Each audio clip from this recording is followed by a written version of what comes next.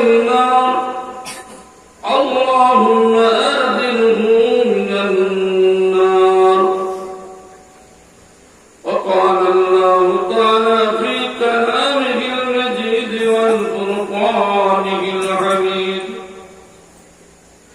إن الله وملائكته يصلون على النبي يا أيها الذين آمنوا صلوا عليه وسلموا تسليما. اللهم صل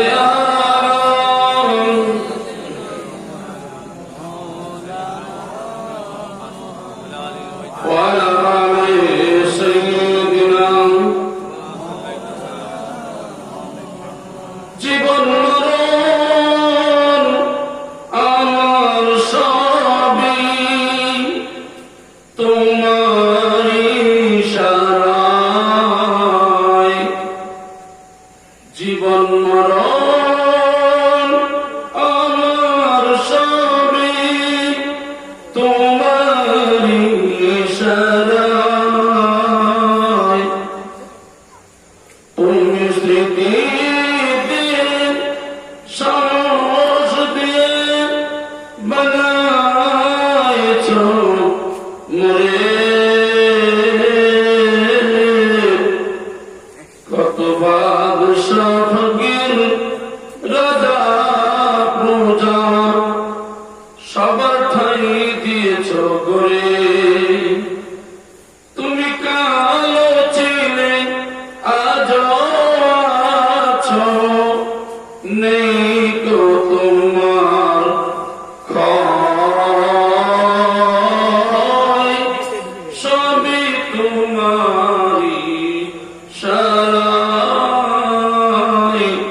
সবই তোমার করুণায়। আল্লাহুম্মা সাল্লি ওয়া সাল্লিম ওয়া বারিক আলা আবদিকা রাসূলিকা কারীম রাহমাতাল লিল আলামিন শাফি'il নবী সাইয়্যিদুনা মাওলানা নবিয়্যিনা মুহাম্মাদিন ওয়া আলা আলিহি ওয়া সাহবিহি ওয়া নাদিহি ওয়া যুররিয়্যতিহি ওয়া আজওয়াজিহি ওয়া আসহাবিহি ওয়া আওলিয়া'ihi ওয়া উম্মতিহি আজমাইন কামা সাল্লাইতা ওয়া সাল্লামতা ওয়া বারাকতা ওয়া রাহিমতা আলা সাইয়্যিদিনা ইব্রাহিম ওয়া আলা আলি সাইয়্যিদিনা ইব্রাহিম ইন্নাকা হামিদুম মাজিদ।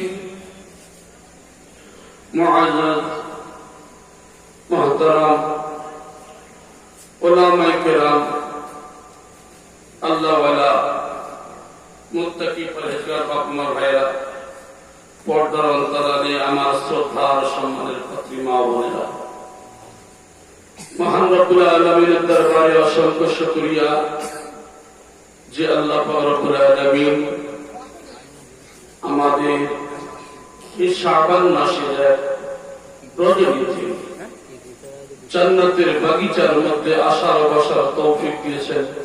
প্রত্যেকেই শুকরিয়া আদায় করে বলি আলহামদুলিল্লাহ। সেই মহামানব রাসূল পাক সাল্লাল্লাহু আলাইহি ওয়াসাল্লামের দরবারে প্রত্যেকের কোটি কোটি দরুদ ও সালাম বর্ষিত হোক। প্রত্যেকেই বলি আল্লাহুম্মা আমিন, আল্লাহুম্মা আমিন। ভাই আমার, কোরআনে কারীমের সূরা ইয়াসিনের 64 নম্বর আয়াত কারীমা আপনাদের সম্মুখে পাঠ করেছি। আল্লাহ যদি তৌফিক দান করেন, এর থেকে কিছু কথা আল্লাহ যদি বলিয়ে দেন তবেই সম্ভব। তবে আমরা চেষ্টা করব শোনার সাথে সাথে আমল করা। আল্লাহ যদি তৌফিক দান করেন, আমিন। আল্লাহ বলছেন, হাদিহি জাহান্নামুল্লাতী কুনতুম তুআদুন, এই সেই জাহান্নাম যার ওয়াদা, যার প্রতিশ্রুতি, যার সাবধান, যার সতর্ক তোমাদের করা হয়েছিল। ইসলাউহাল ইয়াওমা বিমা কুনতুম তাকফুরুন, তোমরা দুনিয়াতে যে কুফরি করেছিলে, তোমরা দুনিয়াতে যে অস্বীকার করেছিলে, নাফরমানি করেছিলে, তার প্রতিফল হিসাবে এখন এই জাহান্নামে তোমরা প্রবেশ করো। আল্লাহ রাব্বুল আলামিন যে সাবধান আমাদেরকে করেছেন, এই দুনিয়াতে আমরা সাবধান আল্লাহ করেছেন এবং আমরা শুনছি। নবীগণ বলে গিয়েছেন, সাহাবাগণ বলে গিয়েছেন, তাবেঈনগণ বলে গিয়েছেন, আইম্মায়ে মুজতাহিদগণ বলে গিয়েছেন, বর্তমানে আউলিয়ায়ে কেরামরা বলছেন, আলেমরা বলছেন। তাহলে আলেমদের কথা আমরা শুনছি, কিন্তু আমরা শোনার সাথে সাথে জাহান্নামের ব্যাপারে আমাদের সতর্ক সাবধান হওয়া উচিত। আর যদি না হয় তাহলে কি হবে? আমাদেরকে স্মরণ করিয়ে দিচ্ছেন যে এই জাহান্নামের মধ্যে যখন আমাদেরকে নিয়ে যাওয়া হবে কি অবস্থায়? অপমানজনক অবস্থায় আমাদেরকে জাহান্নামে দেওয়া হবে। তাই মরণের পরে তিনটি ভয়াবহ জায়গা রয়েছে। তার ৩ নম্বর জায়গার নাম হল জাহান্নাম। মানুষের উচিত জাহান্নাম থেকে পরিত্রাণ চাওয়া, মানুষের উচিত জাহান্নাম থেকে সাহায্য চাওয়া আল্লাহর কাছে। সেই সম্পর্কে হযরত আবু হুরায়রা রাদিয়াল্লাহু তাআলা আনহু হাদিসের মধ্যে উল্লেখ করেছেন, রাসূলুল্লাহ সাল্লাল্লাহু আলাইহি সাল্লাম সেই কথা বললেন কি, মাস্তাজার আবদুন মিনান নার সাবআ মাররাতিন ফি ইয়াওমিন ইল্লা ক্বালাতিন নার সাবআ মাররাতিন ফি ইয়াওমিন ইল্লা ক্বালাতিন নার ইয়া রাব্বি ইন আবদাকা ফুলানান। বলছে আল্লাহ, আপনার অমুক বান্দা দিনে 7 বার করে আমি জাহান্নাম আমার থেকে বাঁচতে চাই, তাই আল্লাহ আপনার কাছে পরিত্রাণ চাই, সাহায্য চাই জাহান্নাম থেকে বাঁচার জন্য। আল্লাহ, আপনার অমুক বান্দা আমার থেকে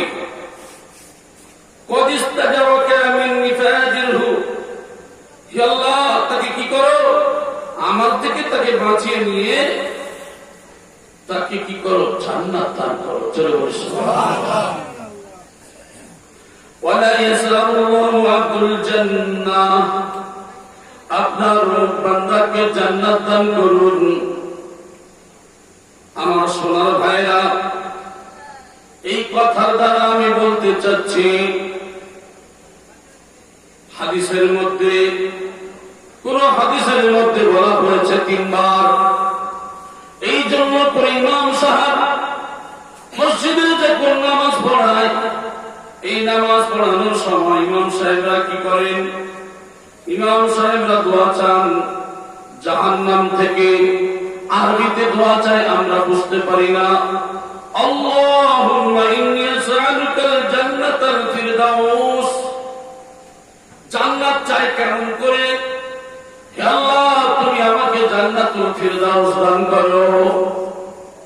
যদি কোন মানুষ দিনে 7 বার অথবা 3 বার যদি জান্নাত চায়, আল্লাহ রাব্বুল আলামিন ওই ব্যক্তির জন্য জান্নাত দান করেন। সুবহানাল্লাহ।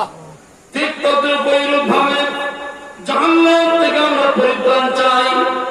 ইমাম সাহেবরা যখন দোয়া চান, আল্লাহুম্মা আজিরনি মিনান নার, আল্লাহুম্মা আজিরনা মিনান নিরান, এইভাবে দোয়া চান, আল্লাহ আমাদেরকে জাহান্নামের আগুন থেকে বাঁচান। আল্লাহ জাহান্নামের আগুন থেকে আমাদের বাঁচান। জাহান্নামের আগুন বড় কঠিন, জাহান্নাম থেকে আমাদের বাঁচান। হে আল্লাহ, আমাদেরকে জান্নাত দান করুন। ওই জান্নাত বলতে থাকে, আল্লাহ আপনার অমুক বান্দা তারা শুধু আমি জান্নাত আমারে চাই। ওগো আল্লাহ, আমি জান্নাত আমার মধ্যে আপনার অমুক অমুক বান্দাদেরকে দেন। সুবহানাল্লাহ। আমাদের প্রত্যেকদিন কর্তব্য আল্লাহর কাছে চাওয়া, জাহান্নাম থেকে পরিত্রাণ চাওয়া আর জান্নাতের আশা করা। আল্লাহর কাছে এইভাবে আমাদের প্রত্যেকদিন দোয়া চাওয়া উচিত। আমার আপনার রাসূল সাল্লাল্লাহু আলাইহি ওয়াসাল্লাম যার জান্নাতের সার্টিফিকেট দেওয়া হয়েছে, সেই রসুল দিনে 70 বারেরও বেশি, কোন হাদিস এসেছে 100 বারেরও বেশি আল্লাহর কাছে ক্ষমা চাইতেন।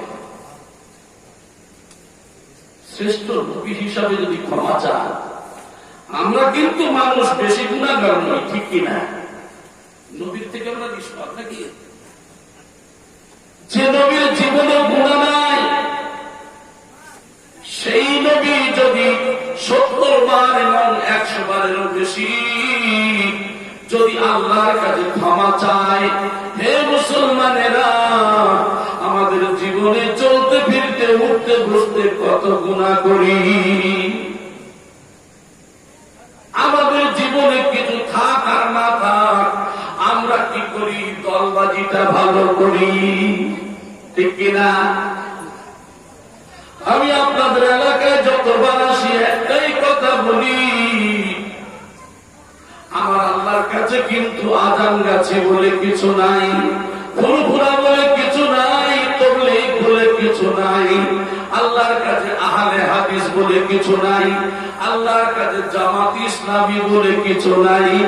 আল্লাহর কাছে মাত্র 2টা দল, একটা হলো সত্যের দল আর একটা হলো মিথ্যার দল, একটা হলো হিজবুল্লাহর দল আর একটা হলো হিজবুশ শয়তানের দল। আল্লাহর কাছে একটা হলো জান্নাতের দল আর একটা হলো জাহান্নামের দল। তাই তো আল্লাহ জানিয়ে দিলেন, ওয়াতাসিমু বিহাবলিল্লাহি জামিআন ওয়া লা তাফাররাকু।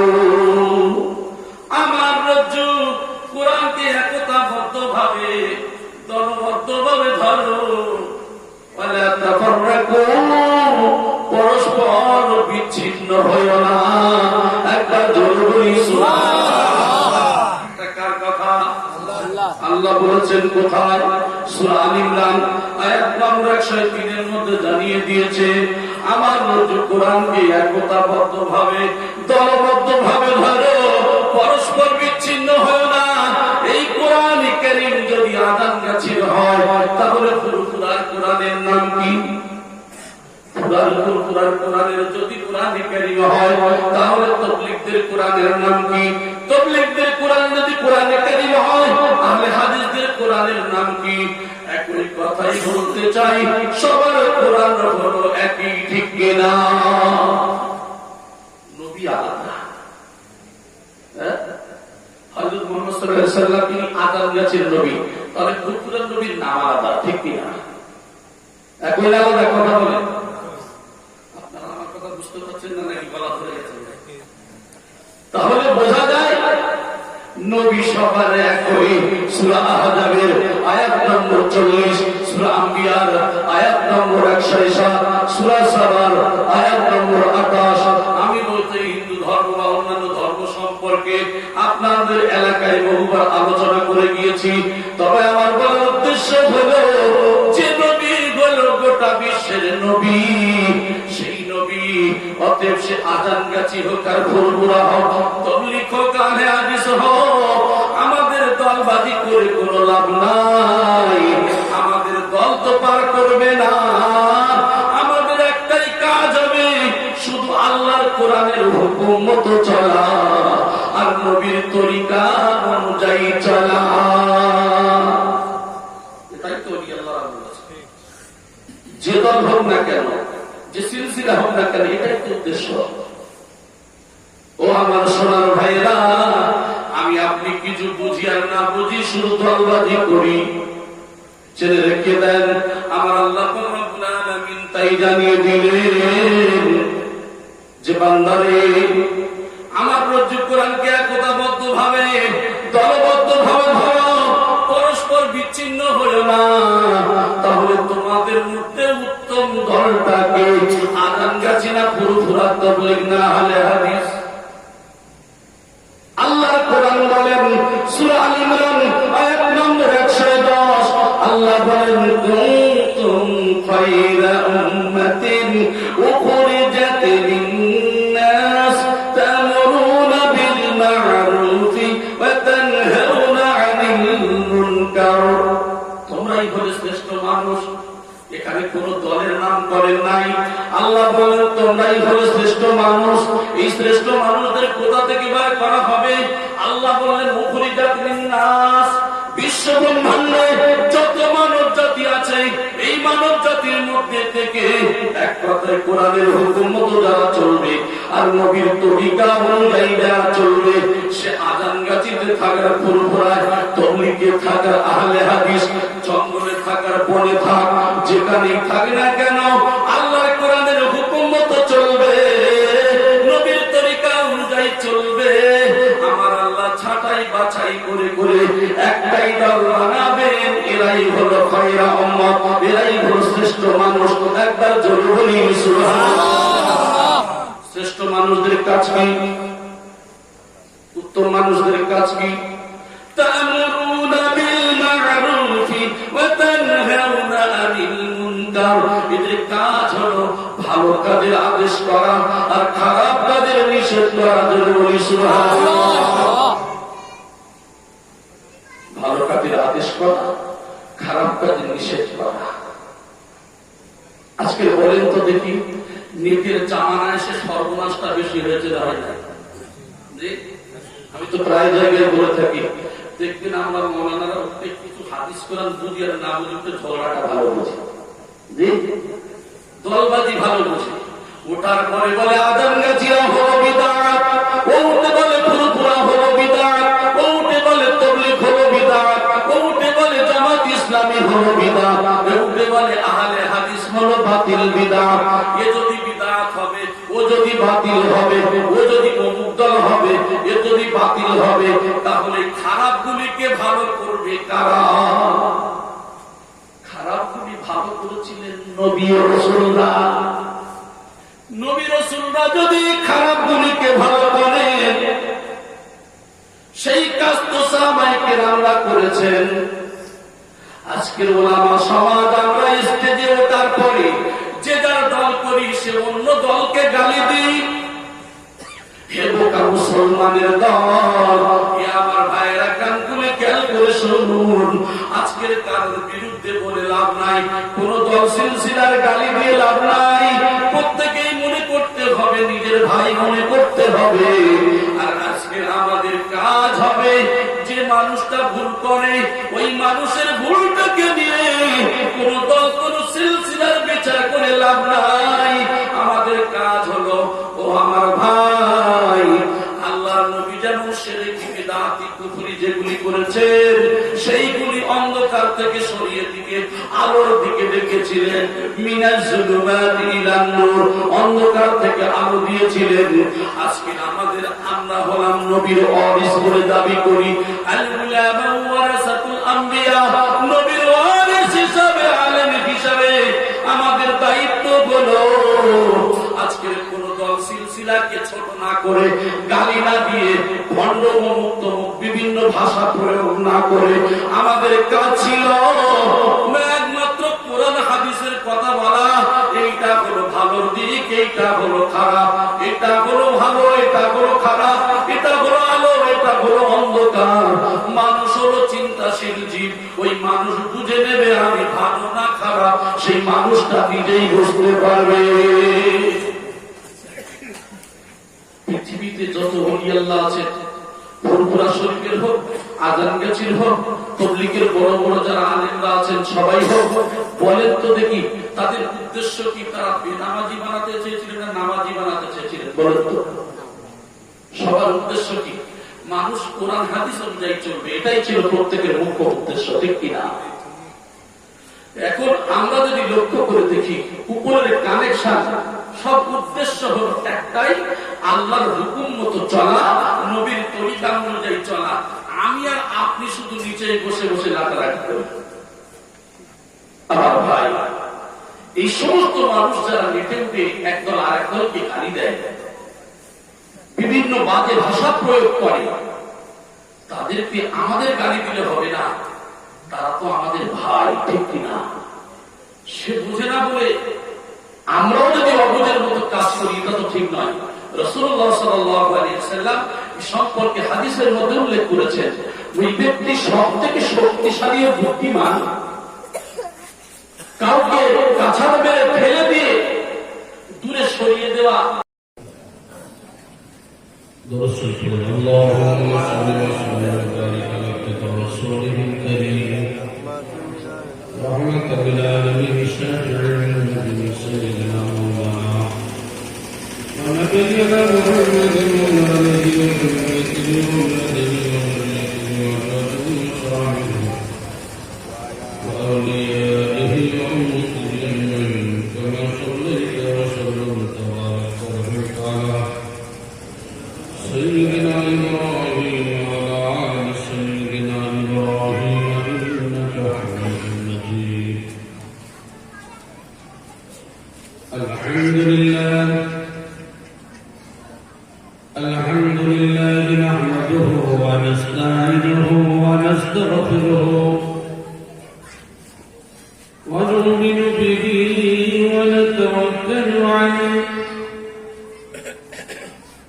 ونعوذ بالله من شرور أنفسنا ومن سيئات أعمالنا من يهده الله فلا مضل له ومن يضلله فلا هادي له ونشهد أن لا إله إلا الله وحده لا شريك له ونشهد أن سيدنا وسندنا وشفيعنا ومولانا محمدا صلى الله تعالى عليه وسلم عبده ورسوله.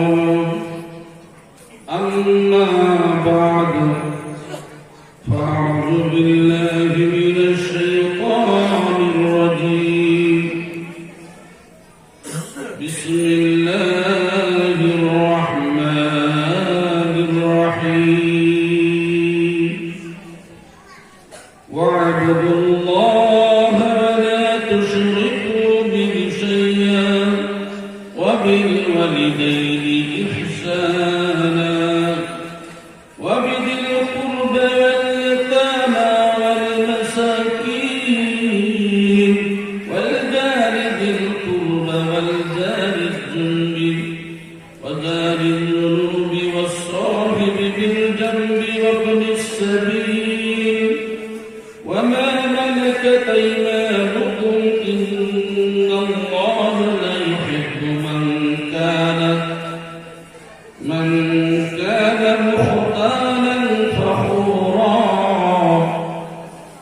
وقال النبي صلى الله تعالى عليه وسلم في حديث الشريف عن أبي هريرة رضي الله تعالى عنه أن رسول الله صلى الله عليه وسلم قال والله لا يؤمن والله لا يؤمن والله لا يؤمن. قالوا وما ذاك يا رسول الله؟ قال الجار لا يأمن جار الملائكة. وقال الله تعالى في كلامه المجيد والفرقان الحميد إن الله وملائكته يصلون على النبي يا أيها الذين آمنوا صلوا عليه وسلموا تسليما. اللهم صل وسلم وبارك على عبدك ورسوله الكريم رحمة للعالمين شفيع النبي سيدنا مولانا ونبينا محمد وعلى آله وأهل بيته وأولاده وذريته وأزواجه وأصحابه وأوليائه وأمته أجمعين كما صليت وسلمت وباركت ورحمت على سيدنا إبراهيم وعلى آل سيدنا إبراهيم إنك حميد مجيد. معزز মুহতারাম উলামায়ে কেরাম, আল্লাহওয়ালা মুত্তাকি পরহেজগার বাপ আমার ভাইরা, পর্দার অন্তরালে আমার শ্রদ্ধা ও সম্মানের পাত্রী মা বোনেরা, মহান রব্বুল আলামিনের দরবারে অসংখ্য শুকরিয়া যে আল্লাহ পাক রব্বুল আলামিন আমাদের এই পবিত্র মজলিসে আসার বসার তৌফিক দিয়েছেন। প্রত্যেকের শুকরিয়া আদায় করি, বলি আলহামদুলিল্লাহ। সেই মহামানব রাসূল পাক সাল্লাল্লাহু আলাইহি ওয়াসাল্লামের দরবারে প্রত্যেকের কোটি কোটি দরুদ ও সালাম বর্ষিত হোক। প্রত্যেকেই বলি আল্লাহুম্মা আমিন, আল্লাহুম্মা আমিন। ভাই আমার, কোরআনে কারীম থেকে ছোট্ট একটা আয়াত কারীমা পাঠ করেছি। তবে আমি আজকে আমার আলোচনার বিষয় হল এতিম ও প্রতিবেশী। আমরা জানি এই এতিম ও প্রতিবেশী সম্পর্কে অনেক কথা শুনেছি। তবে প্রতিবেশী কারা? প্রতিবেশী আত্মীয় হোক আর অনাত্মীয় হোক, আত্মীয়র মধ্যে থেকে হোক বা আত্মীয় ছাড়াই হোক, যদি মুসলিম হোক অথবা অমুসলিম হোক, যে কোনো অবস্থায় সাধ্য অনুযায়ী তাদের সাহায্য সহায়তা করা, তাদের খবরাখবর নেওয়া জরুরি। আমাদের আশেপাশে যারা আছে, সে হতে পারে হিন্দু, মুসলিম, জৈন, খ্রিস্টান, তারা কি আমাদের প্রতিবেশী? কারণ পাশের ভাই যদি বিপদে পড়ে, পাশের ভাই ছুটে যায়, ঠিক আছে, ঠিক কিনা বলে? যারা পাশেই থাকে তারা দৌড়ে যায় বিপদ থেকে রক্ষা করার জন্য। ইসলাম কি শিক্ষা দেয়? ইসলাম শিক্ষা দেয় যে তোমার পাশে যারা আছে, সে যে কোনো ধর্মেরই হোক না কেন, তাদের সাহায্য সহায়তা করা তোমার দায়িত্ব, কর্তব্যের মধ্যে পড়ে। তাদের খবর নেওয়া তোমার জন্য জরুরি।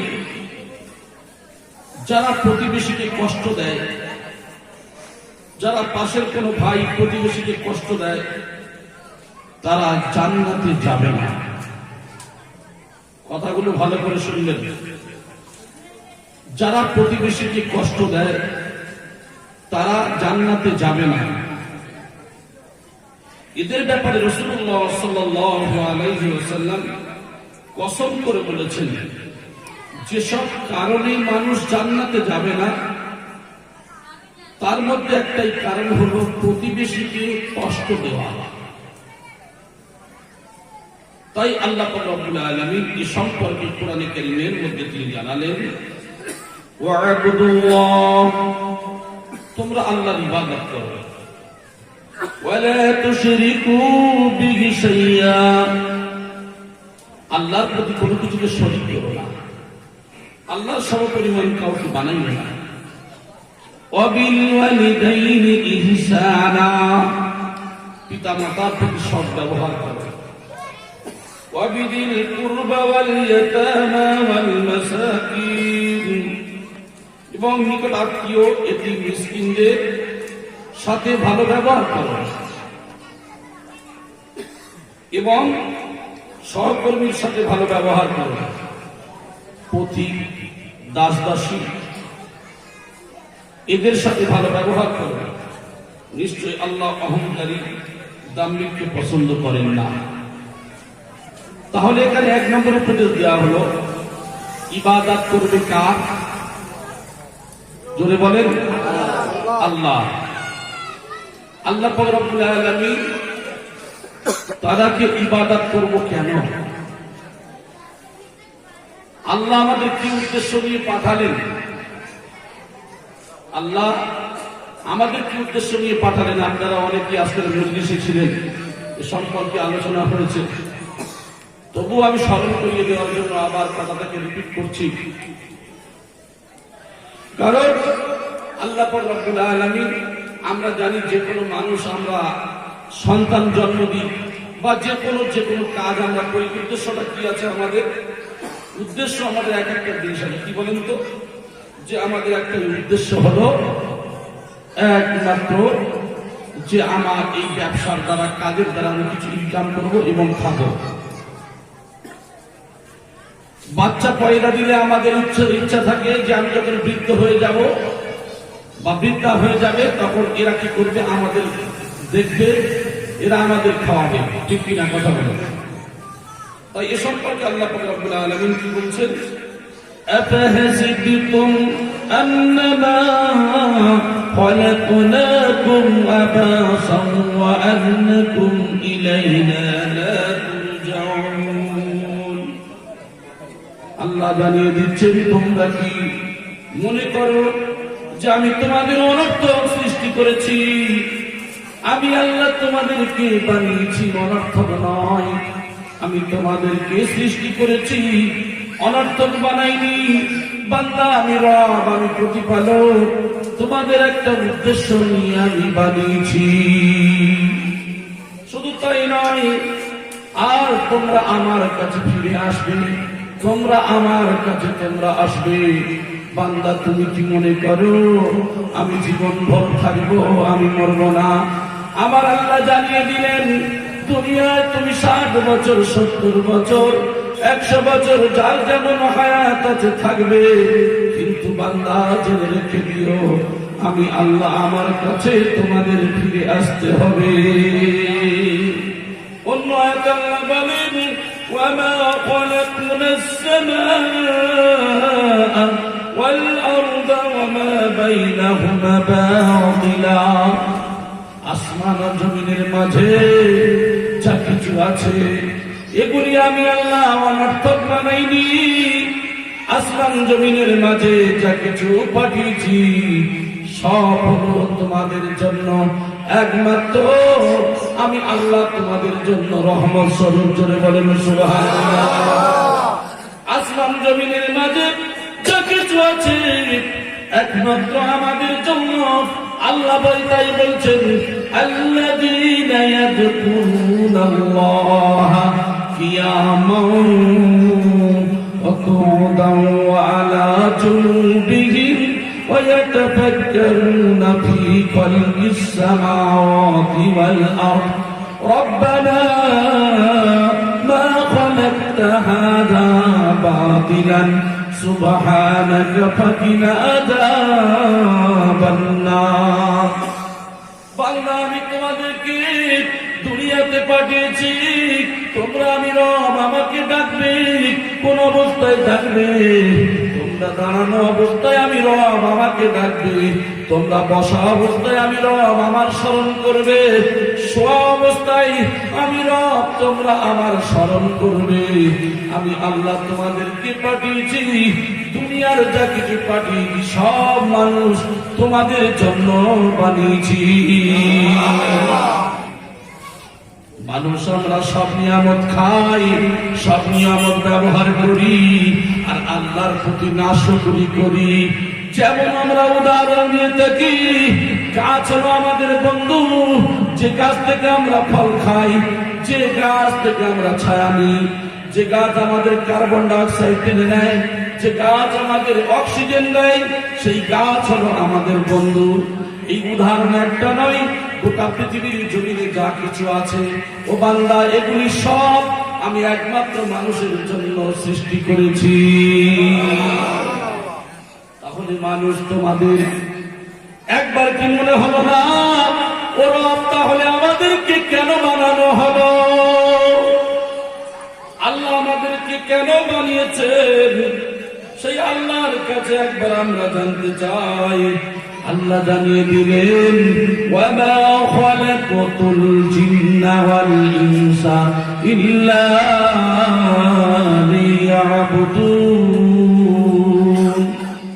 পৃথিবীর জমিনে আমি আল্লাহ তোমাদেরকে দুইটা জাতিতে বিভক্ত করে পাঠিয়েছি, একটা হলো জিন জাতি আর একটা হলো ইনসান মানব জাতি হিসাবে। একমাত্র তোমরা আমার ইবাদত করবে। জোরে বলি সুবহানাল্লাহ। আমার ইবাদতের জন্য তোমাদের পাঠালাম, কিন্তু মানুষ আমরা কি করি? আল্লাহর ইবাদত থেকে ভুলে গেছি। তাই আল্লাহ বলছে যদি ইবাদত করতে হয়, ইবাদত যদি করবে একমাত্র আমি রব, তোমরা আমার ইবাদত করো, আর আমার সমপরিমাণ কাউকে বানাবে না। অর্থাৎ শিরক করবে না, আমি আল্লাহ আমার সহপরিমাণ তৌফিক বানাবে। আমরা আছি এখনো অনেক মানুষ 100-র ভিতরে 90% মানুষ বেনামাজি, ঠিক কিনা? 100-র ভিতরে একটা গ্রামে যদি খোঁজ করা যায় 100-র ভিতরে 90 জন বেনামাজি।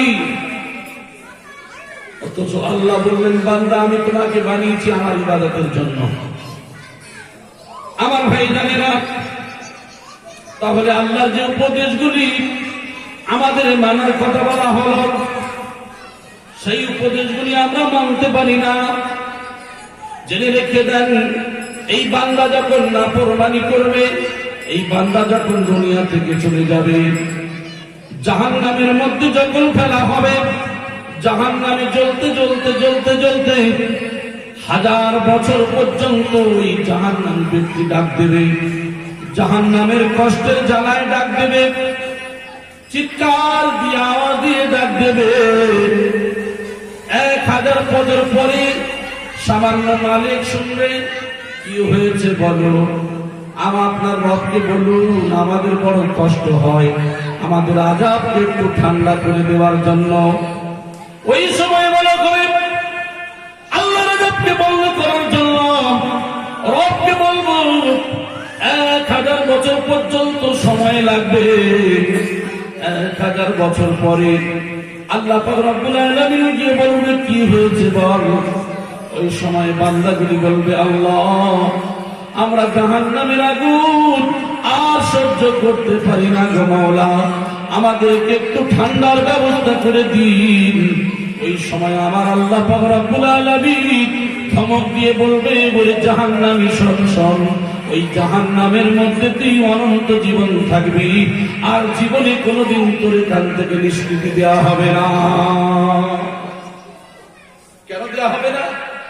আমি রব পাঠিয়েছিলাম দুনিয়াতে, তোমরা আমার ইবাদত করবে, তোমরা তো নাফরমানি করেছো, আমার কথা শোনো নাই, আজকের এই আযাব থেকে তোমার কোনো ক্রমে নিষ্কৃতি দেওয়া হবে না।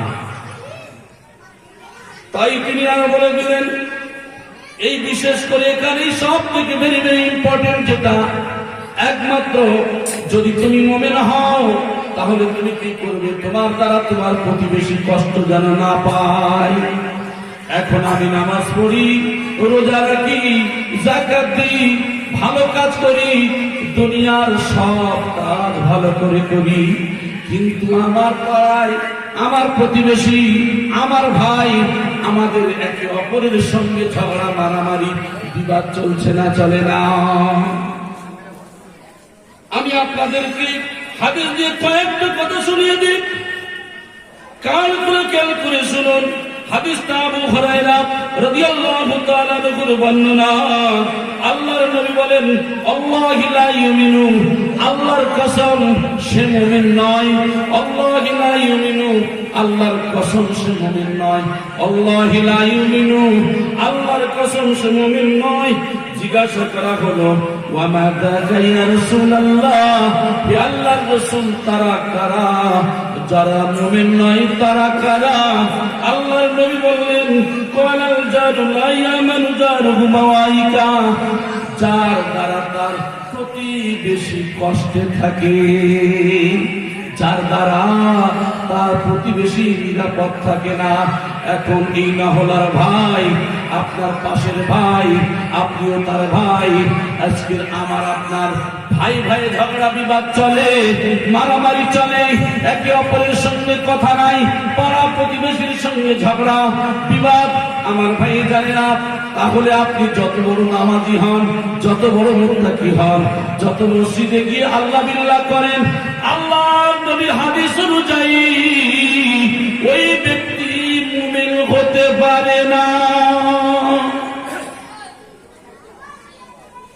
ও সোনার ভাইরা, আর জানিয়ে দিলেন আমার আল্লাহ, যদি কেউ আমার আপনার প্রতিবেশী আমার আপনার দ্বারা কষ্ট পায়, আমি গোলাম নরম মানুষ আর আমার পাশের বাড়ি হলো শক্ত মানুষ, তার ছেলে মেয়ে সন্তান সম্পত্তি অনেক বেশি, লাঠির ক্ষমতা বলের ক্ষমতা অনেক বেশি, প্রতিবেশী আর আমার কোনো ক্ষমতা নাই, যদি এমন পরিস্থিতির মধ্যে পড়ে আমি আপনি আমার ভাইকে মারি বা আমার ভাই যদি আমাকে মারে, আমার পাড়া প্রতিবেশীর সঙ্গে যদি ঝগড়া হয়, নরক পেয়ে যদি তাকে অত্যাচার করে, আল্লাহ রাব্বুল আলামিন জানিয়ে দিলেন ওই ব্যক্তি জান্নাতে যেতে পারে না।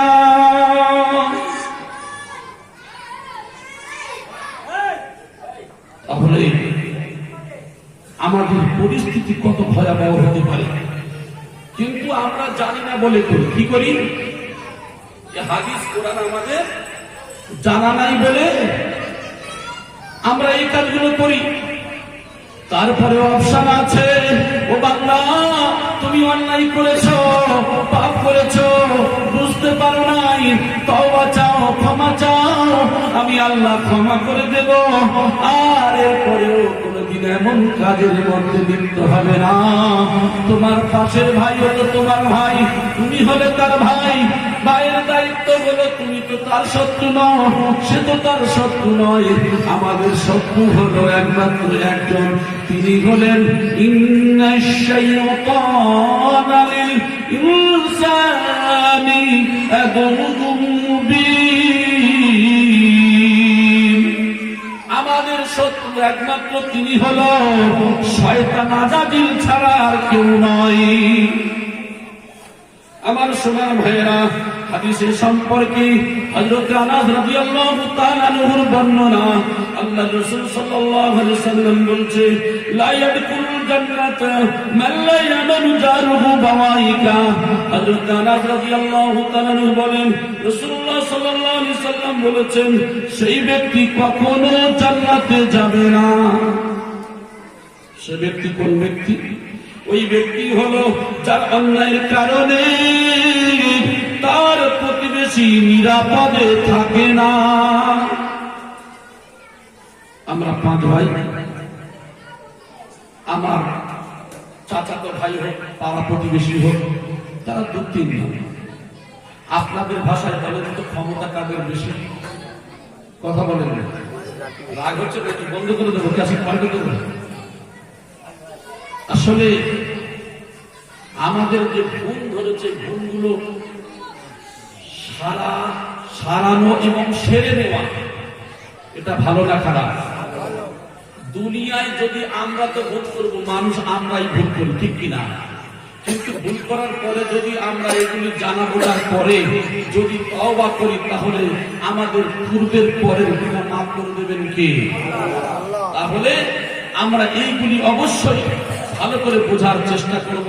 এখানে বলছেন যে যার অন্যায়ের কারণে তার প্রতিবেশী নিরাপদে থাকে না, সে জান্নাতে যেতে পারে না। কত বড় কথা! এখন আমরা তো এই কাজের মধ্যে লিপ্ত, এই কাজের মধ্যে আমরা লিপ্ত।